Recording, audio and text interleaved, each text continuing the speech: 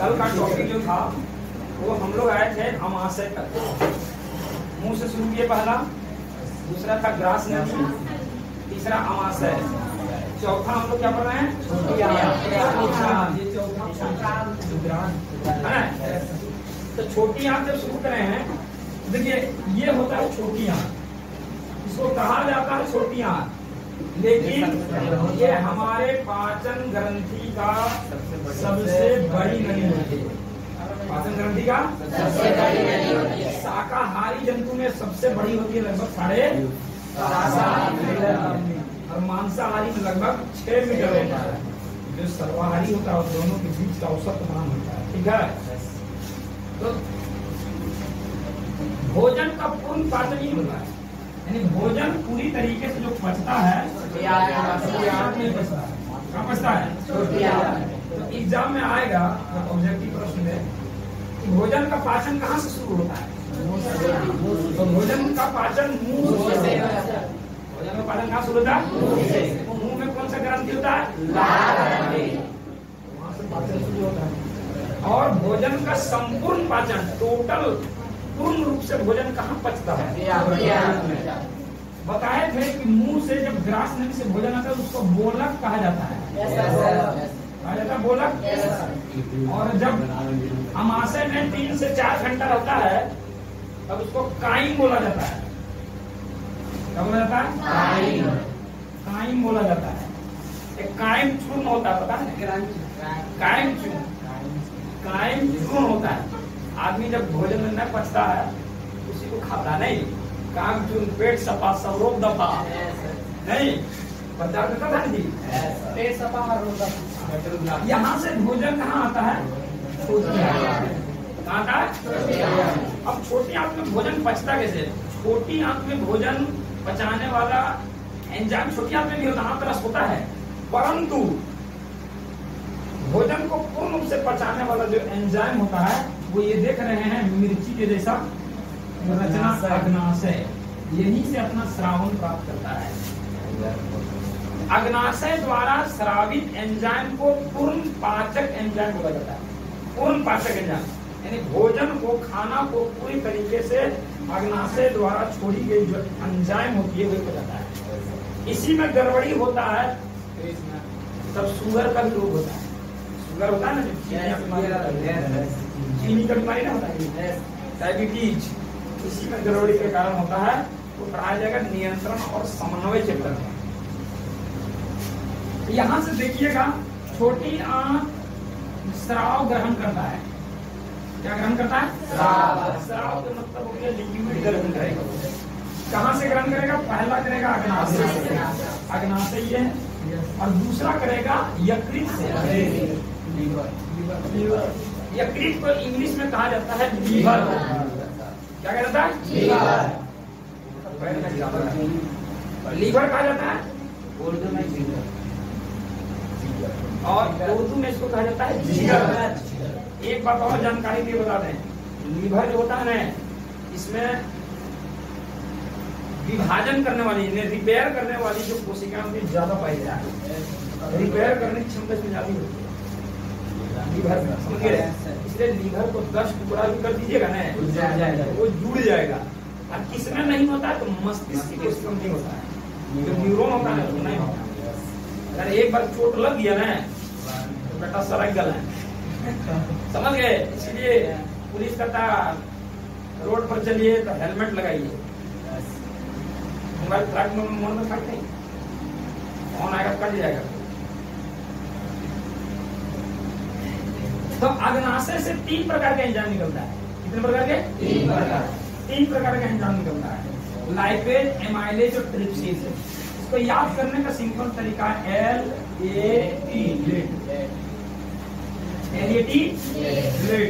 L से lipase, ला से lipase, ला से लसा, यानी इसमें तेल, चर्बी जो होता है उसको पचाता है। तो लाइपेज क्या करता है? लाइपेज वसा को लिपिड, वसा और लिपिड का पाचन करता है।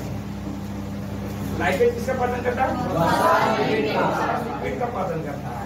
एमाइलेज जो होता है वो स्टार्च, मंड का पाचन करता है। अब यहाँ गौर कीजिएगा, आप लोग को पढ़ाया गया था कि हमारा जो टाइलिन होता है मुंह में, जो टाइलिन एंजाइम होता है, कल बताए थे, तो टाइलिन एंजाइम जो होता है लार ग्रंथि में, वो भी स्टार्च का मंड का पाचन करता, बताए थे। चोकर का पाचन वो नहीं करता, बताए थे कि नहीं।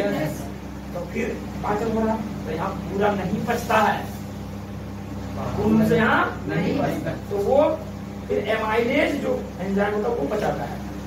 ये एमाइलेज जानवरों के अग्नाशय में नहीं पाया जाता है, इसलिए जानवर को एक बार देखिएगा आप लोग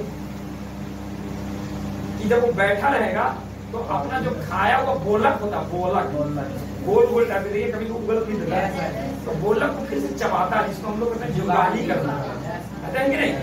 तो उसका फिर से वो चबाता था कि एमाइलेज उसमें बढ़िया से मिल जाए, समझे, उसके पेट में नहीं होता है।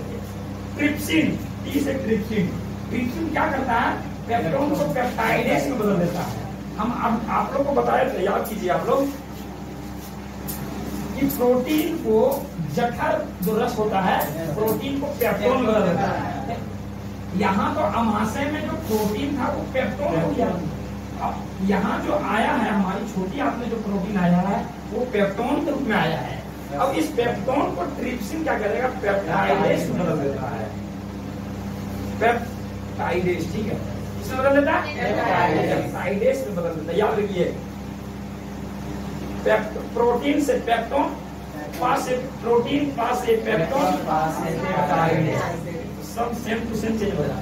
प्रोटीन से पेप्टोन बना, पेप्टोन से पेप्टाइडेस बना। प्रोटीन से पेप्टोन कहाँ बनता है, अमाशय, पेट में बनता है, और पेप्टोन से पेप्टाइडेस कहाँ बनता है, छोटी आंत में बनता है।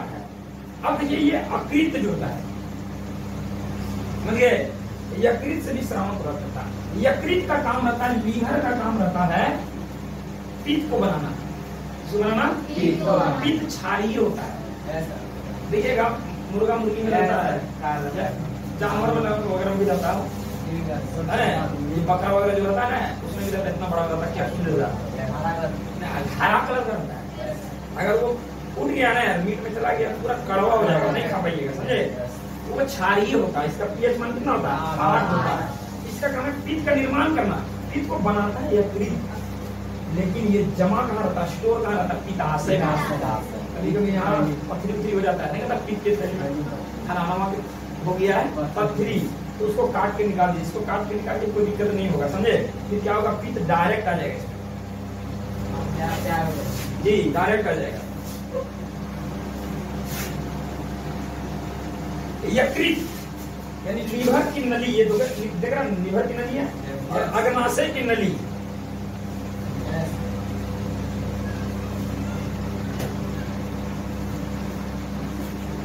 ये दोनों जहां पर मिलती है ना, एक जगह पर दोनों मिल जाती है, उसको कहते हैं मूल पित्तवाहिनी, मूल पित्तवाहिनी।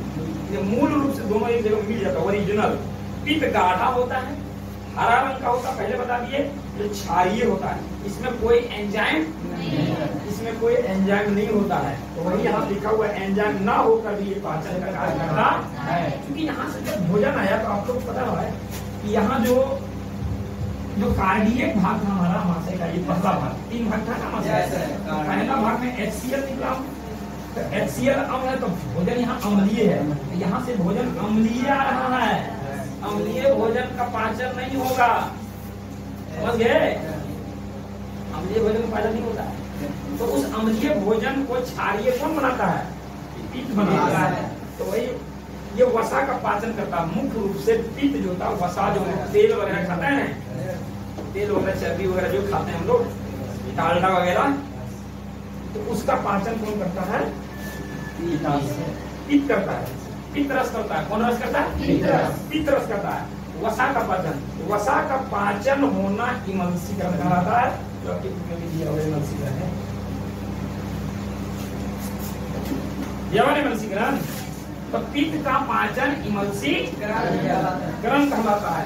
पित्त पचता तो उसे हम लोग इमल्सीकरण करते हैं। कोई डाउट है क्या, समझ में आया। वसा का पाचन क्या कहलाता है, इमल्सीकरण। अब देखिए, अब आगे समझिएगा यहाँ। अब जो आंत होता है ना, आंत, ये छोटी आंत देख रहे हैं, इसको 3 भाग में बांटा गया। कितने भागों में बांटा गया? 3 भाग। सबसे ऊपर वाला भाग को कहा गया ग्रहणी, यानी ग्रहण करने वाला, यानी ये भोजन को अमाशय से ग्रहण करता है, इसीलिए ग्रहण करता है, इसलिए इसका नाम दिया ग्रहणी। जो घर में औरत लोग काम करती है तो उसको कहा जाता है गिरहणी। तो ये भोजन को ग्रहण कर रहा तो ग्रहणी रहेगा। और बीच वाला जो भाग होता है ये देखा बीच वाला भाग, ये देखिए ये सी टाइप होता है, और ये जो बीच वाला भाग होता है यहाँ से सी टाइप आया, और ये जो बीच वाला भाग होता है इसका नाम होता है जेजुनम, ठीक है। और ये जो अंतिम भाग होता है ये भाग, इसको कहा जाता है इलियम। क्या कहा जाता है? इलियम कहा जाता है इसको। ग्रहणी और जेजुनम में कुछ नहीं होता, भोजन सिर्फ आगे बढ़ता है, भोजन इसमें आगे पचते जाता है, आगे बढ़ते जाता है, यानी यहाँ से ग्रहण जब करता है ना एंजाइम को, वहाँ पचता आगे बढ़ता है। लेकिन आंत जो होता है वो आंत रस होता है। आंत क्या होता है? आंत रस। आंत क्या होता है? जब बोलेगा आंत क्या स्रावित करता है तो आंत स्रावित करता है, उसी को कहा जाता है आंत्र रस। आंत्र रस स्रावित करता है, यानी ये 3 जगह से, छोटियां 3 जगह से स्राव ग्रहण किया, अग्नाशय से, यकृत से और खुद अपने से, आंत से, है कि नहीं? तो आंत रस क्या करता है ये समझिएगा। अब देखिए यहाँ पर वसा लिक्विड में हो गया। अब आंत रस क्या करता है? वसा को वसीय अम्ल और ग्लिसरोल में बदल देता है, इसी को कहता है वसा पदार्थ। अब बचिए, अब भोजन क्या हो गया? भोजन यहाँ बचेगा, लेकिन इलियम में आ गया, पूर्ण रूप से यहाँ बचेगा, समझ गए? और ये जो प्रोटीन से बना पेप्टोन, पेप्टोन बना पेप्टाइडेज। अब जो पेप्टाइडेज है ये आंत रस इसको बना देगा अमीनो। क्या बनेगा? यानी प्रोटीन पच के अमीनो में बनता है, वसा पच के जब हो जाता है तो वसा वसीय अम्ल और ग्लिसरोल में बदल जाता है। और जब स्टार्च अर्थात कार्बोहाइड्रेट जब पचता है, अर्थात ये कार्बोहाइड्रेट है, ठीक है, तो ये ग्लूकोज में बदल जाता है। ये तीन बदल जाता है ग्लूकोज। तो आप लोग को पता होना चाहिए कि आंत रस में क्या होता है? पेप्टाइडेज जो है, पेप्टाइडेज हो जाता है अमीनो अम्ल में बदल जाता है, और वसा बदल जाता है देखिए लिक्विड का मतलब तेल होता है, समझे? वसीय अम्ल और ग्लिसरोल में बदल जाता है, और कार्बोहाइड्रेट जो है, कार्बोहाइड्रेट वो बदल जाता है ग्लूकोज में बदल जाता है। ये समझ में आ रही बात? बिल्कुल समझ में आ गया। नोट्स में इसका हो जाएगा, है कि नहीं? वहां से याद है कि नहीं? तो ये हमारा हो गया छोटी आंत। अब यहाँ से एक चीज और समझिएगा, इलियम में अंगुली जैसे प्रवर्धक होता है, अंगुली रहता है, इसको बाल के ऊपर, समझे? तो इसमें अंगुली जैसा प्रवर्धक, जैसे अंगुली में कैसे रेखा रेखा है, जैसे अंगुली जैसा प्रवर्धक होता है। इसको अंग्रेजी में कहा जाता है विलाई। तो क्या कहा जाता है? विलाई कहा जाता है, और हिंदी में इसको कहा जाता है दीर्घरोम। क्या कहा जाता है? दीर्घरोम। दीर्घरोम क्या होता है? पचे हुए भोजन। पचे हुए भोजन मतलब अमीनो अम्ल, वसीय अम्ल, ग्लिसरोल और ग्लूकोज, इन सभी के अवशोषण के लिए दीर्घरोम में रुधिर वाहिका होती है। दीर्घरोम में रुधिर वाहिका यानी खून को ले जाने वाले नसें होती है। खून को ले जाने वाले क्या होती है? नस होती है। वहाँ रुधिर वाहिका का जाल होता है। वाहिका मतलब होने वाला, ले जाने वाला जाल होता है। वहाँ ये सभी क्या हो जाएगा? खून में जाके मिल जाएगा। जब मिल जाएगा तो अवशोषित करने का खींच लेगा, और खींच के क्या करेगा? हमारी सारी कोशिकाओं में पहुंचा देगा। क्लास 9 में पढ़ाया गया था कि माइटोकॉन्ड्रिया में ग्लूकोज का विखंडन होता है, तब हमको 38 ATP की ऊर्जा मिलता है, उसको शोषण में थोड़ा और करवा देंगे, समझ गए? तो दीर्घरोम में रुधिर वाहिकाओं पर जाल होती है, जो पचे हुए भोजन के अवशोषण के लिए अपनी सतह क्षेत्र को क्या करता है? बढ़ा देता है, ताकि अधिक से अधिक पचे हुए भोजन का अवशोषण हो सके, और यहाँ से अवशोषित विभाजित करके समस्त शरीर में क्या किया जाता है, पहुंचा किया जाता है। अब देखिए ये खुल रहा, अब यहाँ क्या खुल रहा है, बड़ी आंत। बड़ी आंत और छोटी आंत जहाँ मिलता है ना, उस स्थान को कहा जाता है सीकम। क्या बोला जाता है, सीकम। सीकम कहा जाता है, समझे। तो ये हो गया छोटी आंत। तो छोटी आंत किसी को अगर समझना बुझना होगा है कि नहीं, तो यहाँ से कर सकते हैं। अब बच्चा बड़ी आंत, बड़ी आंत बताते हैं। देखिए छोटी आंत खत्म हो गया, छोटी आंत बड़ी आंत के जिस जगह पर मिलती है उसको क्या कहा जाता है, अभी तक बताए कि जो बचे हुए भोजन है, कार्बोहाइड्रेट, प्रोटीन, वसा जो बच जाता है, यानी प्रोटीन बन जाता है अमीनो, कार्बोहाइड्रेट बन जाता है ग्लूकोज और वसा बन जाता है वसीय, तो उसका अवशोषण हो गया। अवशोषण होकर सारा कोशिका में वितरित हो गया, सारा हाथ पैर सब सारा में चला गया, है कि नहीं। लेकिन अभी तक बताएं कि पानी कहाँ गया, नहीं गया। तो यहाँ से भोजन सीकम में आता है, यहाँ से एक जुड़ा हुआ देखिए ये अंग होता है, इसको अपेंडिक्स कहा जाता है।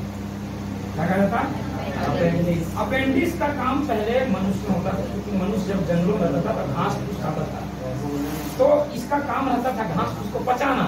आदमी अब घास फूस खाना छोड़ दिया, सेलुलोज खाना छोड़ दिया, इसका कोई काम अब नहीं। लेकिन आदमी में रहता है, मानव में भी है ये, लेकिन इसका कोई काम नहीं होता है। अब देखिए होता क्या है, तो अपेंडिक्स कभी कभी तो बहुत सारा लोग कहता है इसको अपेंडिक्स हो गया, काट के निकालना पड़ेगा।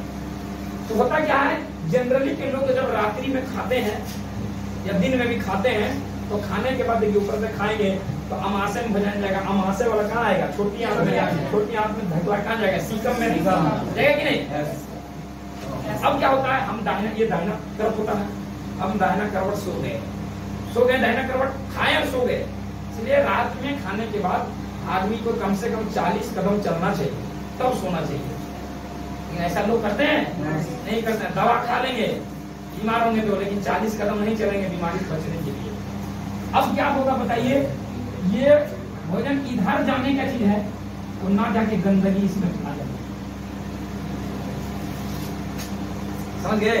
जो अपचित गंदगी होता है इसमें आ जाता है, इसी से वहाँ सूजन हो जाता है, फूल जाता है। तो चूंकि वो गंदगी है, धीरे धीरे वो जहर बन जाता है। ये फट गया है, पक के मर जाएगा, जहर बन जाता है जी। अपेंडिक्स फट जाएगा, मर जाएगा, जहर बन जाता है। इसलिए डॉक्टर उसको बाहर करके काट के निकाल के, अगर अपेंडिक्स किसी को नहीं है और उसको काट के निकाल दिया, क्या होगा, कुछ नहीं। तो वैसे मनुष्य के शरीर में वैसे ये पढ़ाया जाएगा। एक चैप्टर है, हम लोग क्लास 10 में ही,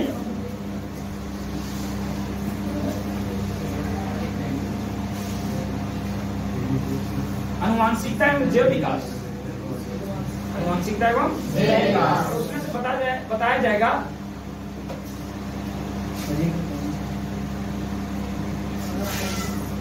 अपेंडिक्स क्या है। इसको अवशेषियम कहा जाता है। कान का कर्म पल्लव ये अवशेषियम होता है, तो कोई काम नहीं, लेकिन शरीर में है। तो मनुष्य के शरीर में ऐसे अंग जिसका कोई कार्य नहीं है लेकिन शरीर में है, तो ऐसे अंगों को कहा जाता है अवशेषीय अंग। इसी प्रकार अपेंडिक्स भी एक प्रकार का अवशेषीय अंग। क्या हुआ, अवशेषीय अंग हुआ। सीकम से भोजन धकेल दिया जाता है। अब देखिए इसको 3 भाग में बांटा गया है, बढ़िया 2 भाग में बटा गया, कोलन और मलाशय। कोलन ये पूरे, ये देखिए लंबाई, इसको कोलन कहते हैं, और ये हो गया मलाशय। कोलन को भी 3 भाग में बांटा गया। देखिए ये ऊपर की ओर धकेलता है, तो ऊपर की तरफ जो जाता है उसको क्या कहते हैं, असेंडिंग ऑर्डर, डिसेंडिंग ऑर्डर पढ़े ना। तो इसको हिंदी में कहते हैं ऊपरी गामी कोलन, यानी ऊपर की तरफ जाने वाला कोलन। ये देखिए सीधा है, इसको अनुप्रस्थ या तो क्षैतिज कोलन कहा जाता है इसको, समझे। और यहाँ से क्या होता है, नीचे आता है, जिसको कहा जाता है अधोमुखी, अधोमुखी या अधोगामी कोलन इसको कहा जाता है। तो यहाँ से जब इससे गुजरता है, अपचित भोजन इससे गुजरता है, तो जल का अवशोषण होता है, अतिरिक्त जल उसका अवशोषण हो जाता है। कभी कभी आदमी के डायरिया वगैरह हो जाता है, कुछ हो या पेट खराब होने देते हैं, पानी बाथरूम जाएगा तो पानी सब शरीर से क्या होता है निकल जाता है। उस स्थिति में क्या होता है डायरिया स्थिति में क्या होता है कि बड़ी आंत जल का अवशोषण नहीं कर पाता है, बड़ी आंत जल का अवशोषण नहीं कर पाता है, क्या होता है डायरिया में निकल जाता है। अब वहां से मल कहाँ आ जाता है यहाँ आ जाता है, यहाँ पर जमा हो जाता है, समझे यहाँ पर जमा हो जाता है और समय समय पर गुदा के द्वारा क्या होता है बाहर कर दिया जाता है। मलाशय में देखिए कभी कभी क्या होता है आदमी को जिसको शिकायत होता है, समझ रहे हैं सुबह में जा रहा है लेकिन इधर भी बल लगा रहा है इधर भी बल लगा रहा है, इसलिए प्रॉब्लम हो जाता है।